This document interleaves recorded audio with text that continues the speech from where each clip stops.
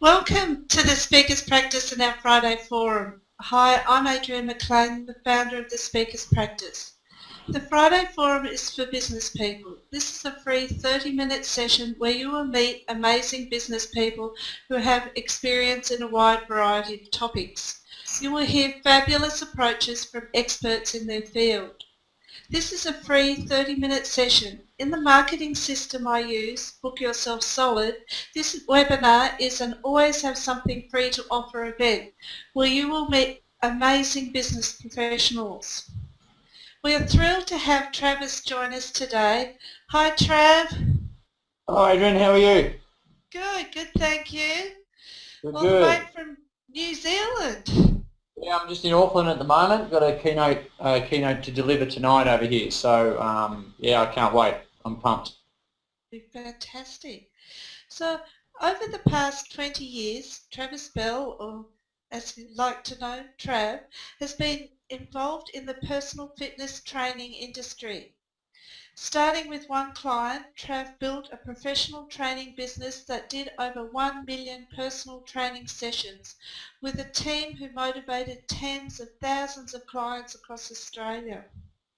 But rather than just help people achieve their health goals, Trav has also personally called upon clients to help them achieve their goals in other areas of their lives.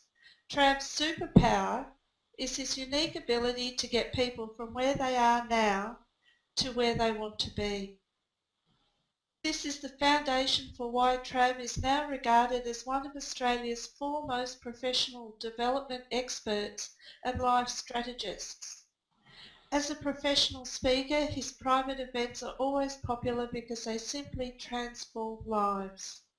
His corporate keynote presentations are equally engaging because of the impactful content, massive take-home value, and Trav's memorable presentation style.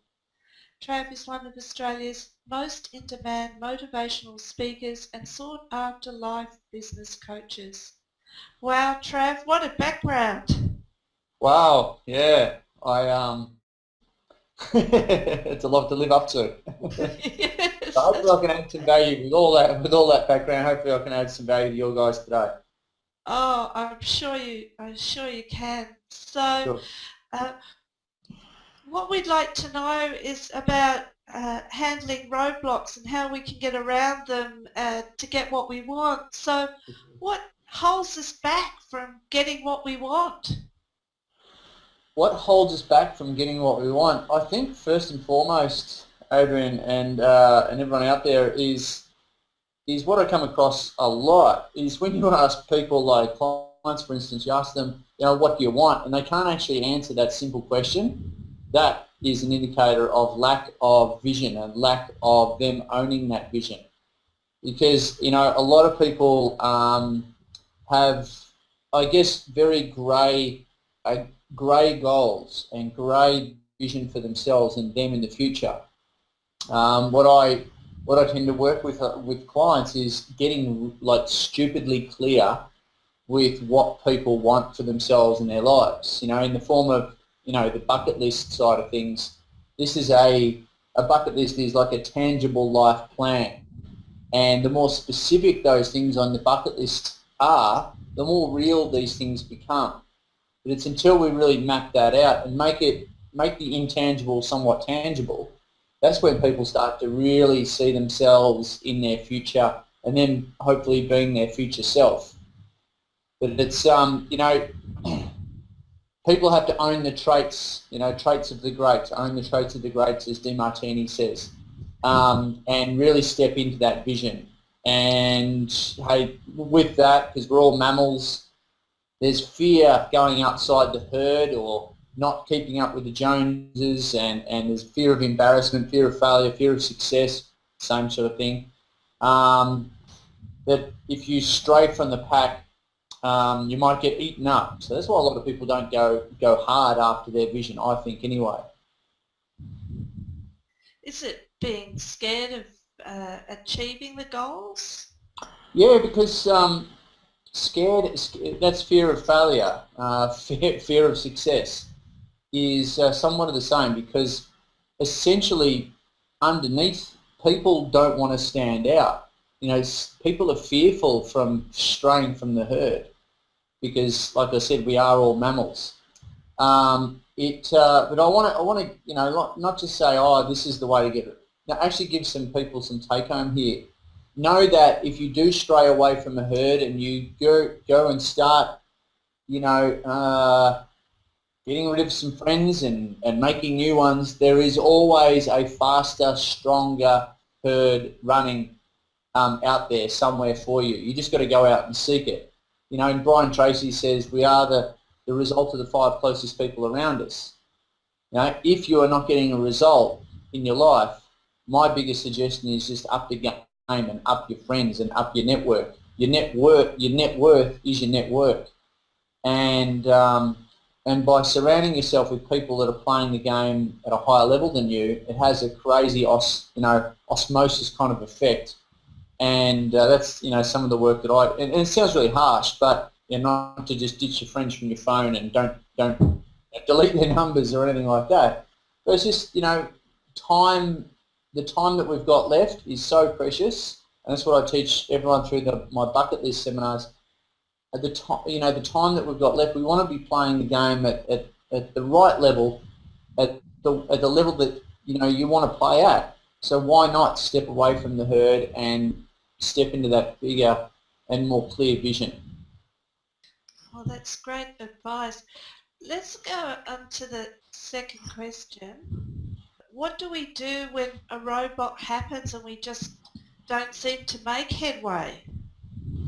What do we do?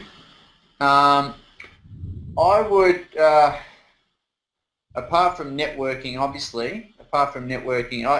we've got to recreate an environment that optimises what we call flow. I mean, you know what flow is, don't you? Yeah. Flow is when we're in the flow, and I liken it to just coming over here on the plane over to Auckland. I call it a flight simulator. So I'd like to, have people get into an environment where there's very little distractions, where they can think. They've got the phone turned off. They've got all the distractions in their life at an absolute minimum, and that will help people get into a state of flow, which is where work doesn't seem like work, where roadblocks are non-existent. Also, so that's one thing. So recreate the environment that optimizes flow is one thing. Secondly, if you want to get around roadblocks, I'd encourage people to do this exercise, is outline what a typical perfect day is. So what is a typical perfect day in the life of you? So what is your launch sequence? Like what do you do when you start your day? And this is about recreating the environment. It's not just like escaping and getting away from these roadblocks or problems, but I like to make sure that people have some tools in order to get around it. So looking at what is a typical perfect day, what is a launch sequence, what is a perfect day in the life of you. So that might be, I get up in the morning at 6 o'clock and I go and get this coffee and I really dig into the details, and I have people do this all the time. And that becomes a really good measuring stick as to whether we're on or off target. Now, if you find yourself you're way off target, and for whatever reason you've been distracted, there's roadblocks, there's challenges that have thrown you off the game or thrown you off target, this becomes a great benchmark for you to get back on target. Is outline what is that typical perfect day. And we're not talking, wake up in the morning and drink a bottle of vodka and get in your Lamborghini and go to Vegas and do a no, that's not. But what is a typical perfect day in your world? And it's got to be done without consequences and without limitations. So that's limiting geography, limiting people, and limiting finances. So it's basically a dream day. That particular exercise absolutely changed my life. And I always come back to it if I'm being thrown out, thrown off course, so to speak. So that's a couple of things. Also, identifying the things, the little steps. Like if you see a roadblock, you've got to be absolute. Like great leaders, as you know, great leaders are very, very adaptable. Okay, and they've got to be very nimble, especially in this current day and age with too much information and this sort of thing. You've got to be very nimble and be able to react to circumstances and hopefully see circumstances coming at you and be able to counteract those circumstances well in advance. But at the end of the day, it's about being crazily, like really, really adaptable to change. Not just, see a problem, got a roadblock, and you sit on the fence trying to make a decision. It's like, bang, just make a decision and fail forward faster. Hurry up and make more mistakes. And a lot of people don't like hearing that. Fail forward faster, that's a scary proposition. But I would encourage people to read anything about the best leaders in the world, the best entrepreneurs, let's say, the best speakers, is to just take action somewhere. Tony Robbins says motion creates emotion. So a motion is an action, is a baby step in the direction that you want to go, irrespective of that roadblock. Okay? And that, and maybe another solution there would be also have maybe a library of different resources where you can really break state. So breaking state, where you don't think about that problem, that roadblock or that challenge.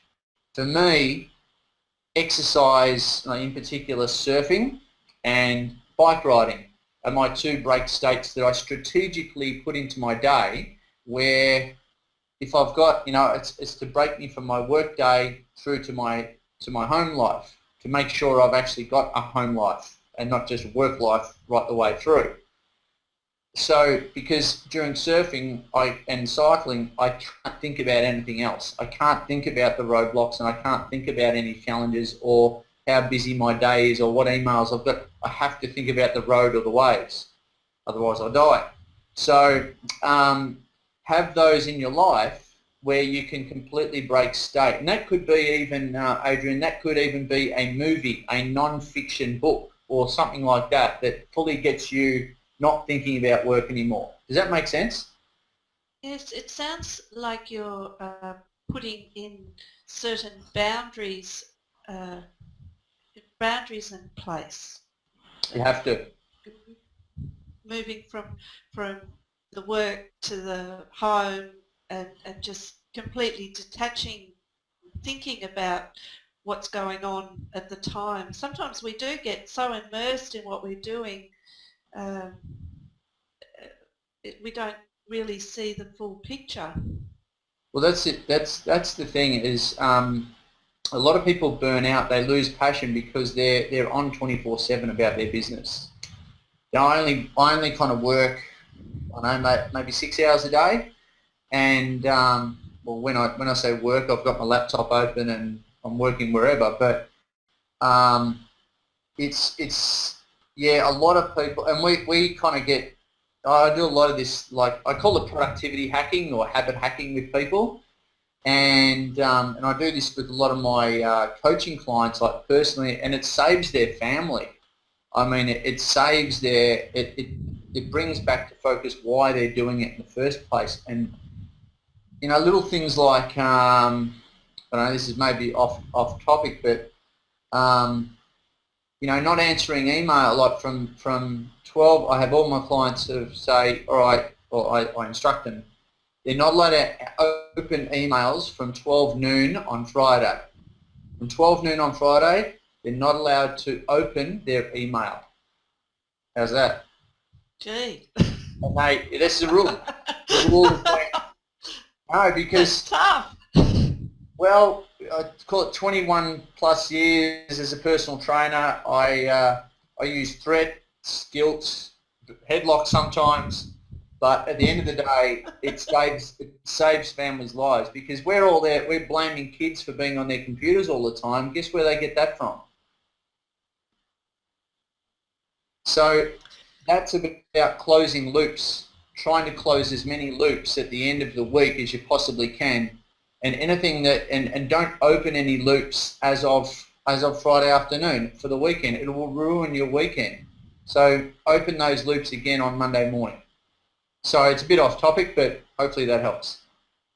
Some great advice there. So we can have our dreams and ambitions, but are they always realistic? Does realism come into this? Oh, I've just come back from one of the bucket list chicks. You may have seen it on my blog. It's from the Burning Man Festival in Black Rock City, Nevada. And my question to that is, what is real?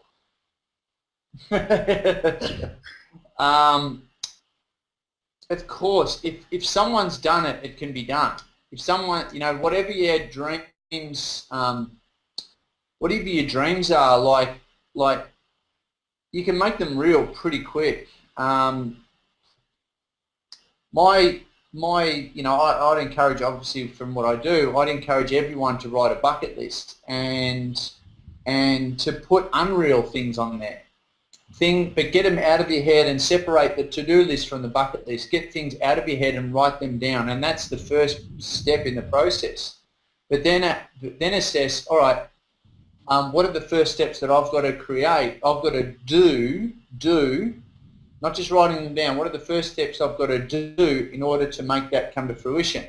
If you want a holiday over in Italy, in Tuscany, with your best friends around a dinner table, getting a Italian mama to cook, and do a big meal for everyone, and also have the red wine and everything going on. What is the first steps in actually getting that done? So that's when it becomes real.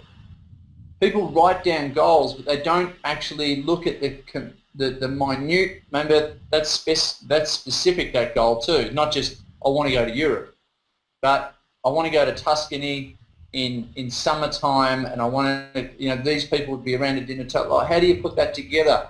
You start by ringing your friends. You start getting that support. You start making something happen. And so I don't think the question of are our dreams real, like everything's real. If you're saying it, then it's real. If you're putting words to it, then it's real. And it's not a matter of, here's the thing, it's not a matter of resources, it's a matter of resourcefulness when you want to get something done. One of the hardest things to ask for in business especially is actually ask for help. So just asking, can you help me? And people want to help someone that's fired up, motivated, enthusiastic about where they're going, don't we? I know Absolutely. Yeah, so it seems like you've got to be really clear on your vision and what you're wanting, and then put the steps in place. Yeah, you do. Once again, guys, you want to make sure that you are really clear. Like let's boil it down to say rather than just being clear on your bucket list. What are to the business people out there, what do you honestly want to have happen? What do you want to have in your life, say in a year's time in regards to your business? What does that really look like? So if people answer this question, what's the date? It is the 19th today, isn't it? It is now the 19th of September 2015. And in regards to my business, I have bang, bang, bang, bang, bang, and list it like a crazy person. Then if that after you've done that and you've brain dumped exactly what you want to have in your life in regards to your business, and you can do this with your relationship, you can do this with your health, you can do this with your level of wealth as well. But we'll concentrate on business for the business people out there. It's just like mapping out what is your version of 10 out of 10 in your world, not comparing to anyone else, because we're always comparing to other people. And what I love the quote, mind you, and people might want to write this down, is we're always comparing our behind the scenes footage with someone else's highlights reel. Know what I mean? Yes. So take all that. Don't compare yourself too much, because it just does your head in. I did it for years. So create your own future. What, based on everything that you know, what is your version of 10 out of 10 in 1 year's time? Then rate. All right, where are you now on that scale of 10 out of 10? I might be a 5 out of 10 when it comes to comparing myself against myself. Okay? And I did this a lot in personal training. Okay, so there's obviously a gap between, let's say you're right now, you're a 5, and between the 5 and the 10, we've got to make up 5 points. So what do you have to, and this is Facilitation 101, but what do you have to do more of? What do you have to do less of? What do you have to stop doing? What do you got to start doing in terms of bridging that gap and closing that gap? Have, do, and now be. This is Personal Development 101. You know the be, do, have principle? Yeah. But we're flipping it upside down. And we're going, starting with the goal, the end goal in mind, is what do I want to have? What have I got to do in order to bridge that gap? Now, what sort of person do I have to be as a leader in my life in order for that to actually show up and come to fruition? Well, you know what? I've got to be a lot more open. I've got to be this type of person. I've got to be more networked. I've got to be less shameful. I've got to drop my, one of the easiest things for people to do in business if they want to grow their business is drop the ego. Ask for help. Be more open to being helped. What sort of person do you have to be in order to have what you want to have in your business? That's a big shift. For instance, if you did that in a relationship sense and you have people outline, all right, what do you want to have? What sort of person or what sort of perfect partner do you want to have in your life in, say, a year's time? And I do relationship coaching, believe it or not. And then I'll flip it and go, okay, what sort of person do you have to be in order for that person to show up? Ooh, I don't really like that. I thought I could just dream about this person and I didn't have to change too much. No, you do, champion. You've got to change. You've got to change the kind of person you are from a character point of view, from a how you're putting yourself out in the world, how you're training the world to treat you. That's how you get the results in both your business, relationships, wealth, and everything else, and especially and also your health. So that's maybe some take home for some people out there in order to get those goals. I can't even remember the question you asked me now. So there you go. Well, we'll move on to the next one, which is, what can we do to keep on track and keep motivated to working towards these goals and dreams? Because we do get distracted. It's part of being human, I think. Yeah, I mean, I'm always going to say, get a coach. I've had a coach, different sorts of coaches for different sorts of things in my life ever since I started business. And I not a lot of people know this about me, but I've always upped the game in terms of how much I spend on coaches. How much I spend on coaches each year. I actually have it built into my personal development budget every year of how many seminars I'm going to, how much I'm spending on programs and coaches and this sort of thing. And especially as a seminar leader and as a coach, I know that if I don't invest, people won't invest in me. You know what I mean? So I think it's extremely important for people to invest, but do your homework on people as well. Make sure that they've got the kind of results both in their own life and also in their clients. Some really good solid testimonials, not false testimonials, but real testimonials of people who have got results around them. Inherently, people know what to do and what not to do. But it's whether they do it or not. And so as coaches, as you know, Adrian, is our job is to have people be accountable to their daily actions. And so accountability, they've got to be around people that don't take their bullshit on board or their excuses on board. They've got to have their ass kicked. I mean, this is personal training 101. They've got to have their ass kicked. They've got to be accountable to those goals. If they go off track, they need to be slapped back in line, so to speak. I know it sounds really harsh, and no, I'm not everyone's cup of tea, but at the end of the day, I know that I get results. I know I get results because I don't take on people's excuses, and I'm into getting just results. That's really what people should look for in a coach. So whether it's a one-on-one coach or whether it's a group coaching platform or getting a mentor. A mentor is someone that's been in your game and got results in your game. Networking, God, even daily motivations. How can you build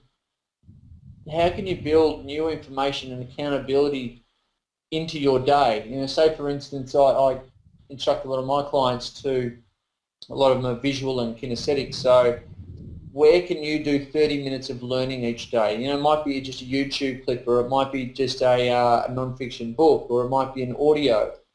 How can you build that into your day and make it permanent? Darren Hardy will say, if you want to set a goal each quarter, and then each quarter look at set a big lofty goal each quarter every 90 days. Aim to be the master of that within 90 days.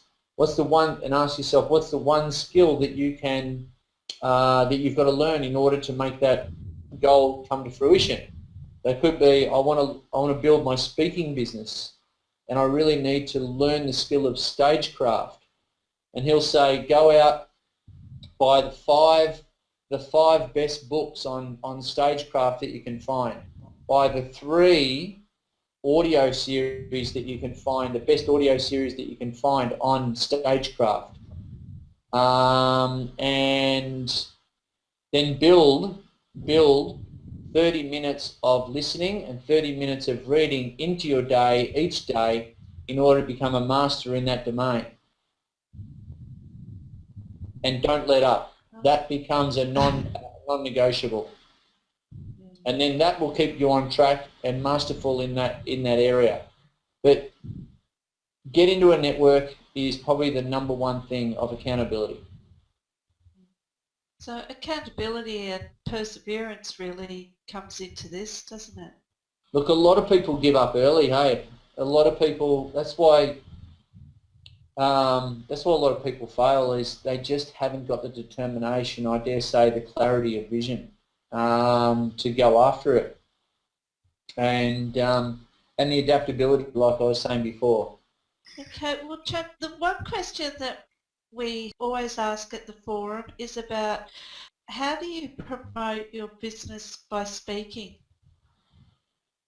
Just say yes. Fantastic. Don't go to a networking function unless you are the actual speaker. Say yes to any opportunity. Is the cheapest way to market yourself. It's the cheapest way to establish yourself as an expert. And before you know it, the free to fee will slowly start to tip the balance. I mean, I'm still saying yes to everything. I mean, not to everything. I'll rephrase that. But after a while, and the speakers that have come before me are always saying, just say yes and fill up your diary full of opportunities to speak in front of crowds. It's just the most effective way of getting your message out. And I can't think of another. We go all ninja kind of online marketing techniques and stuff like that. I've got a podcast, I've got my blog and all that sort of thing, but nothing is better than going to a warm market of people who are sitting there and have to listen to you for an hour or whatever it is. And you've got so much opportunity to sell them into or encourage them to hang out with you a bit more and use your products and services versus an online kind of platform. So I'd suggest that people make a list of like 20 places that they can go and speak at, and then just book yourself in. Simple as that. And if something doesn't come from that, please email me, and because that'll be a bloody surprise. Well, it's great advice. Thank you so much. Now, would you like to talk a bit about the bucket list and being the bucket list guy? The bucket list guy, what would you like to know? What does the bucket list guy do? He runs around the world doing cool shit with cool people, giving back and enjoying life, and then he comes back from wherever he is, locally or internationally, and talks about it to other people, to write theirs and do theirs before they die, and have them live a life of no regrets and be happier. Wow. And And I help them redesign or re-engineer their lives in order for the more and more bucket list ticks to come to fruition. so if we log on to your website, is somehow we can get to know a bit about this? I think my website would probably answer a few questions for sure. Thebucketlistguy.com. And just to finish, would you like to tell us about this latest thing on your bucket list that you've done? The Burning Man Festival. Yeah. Oh, geez. The best. Yes and no, because it was very out there, very debaucherous, and it was. I mean, I just did a blog yesterday. It's been really, really well received, and there's about 50, 100 people that want to come with me next time as a result. But I've just done a blog post with a bunch of videos and stuff like that on my website. So if you go to my blog, you'll see it with an audio recording as well. And I'm about to do a podcast. I've got a podcast called Bucket List Life, and I'm doing an interview with Cam, who I went with, who's got brain cancer. I went with him, and it was his wish to go with me, or drag me along. And put it this way, he partied like he was terminal, and I was his wingman. But the Burning Man Festival, in a nutshell, is everything opposite to what we experience in society. It is extreme self-reliance in a desert in Nevada, and it's extreme self-expression. They create a community of giving where you just give.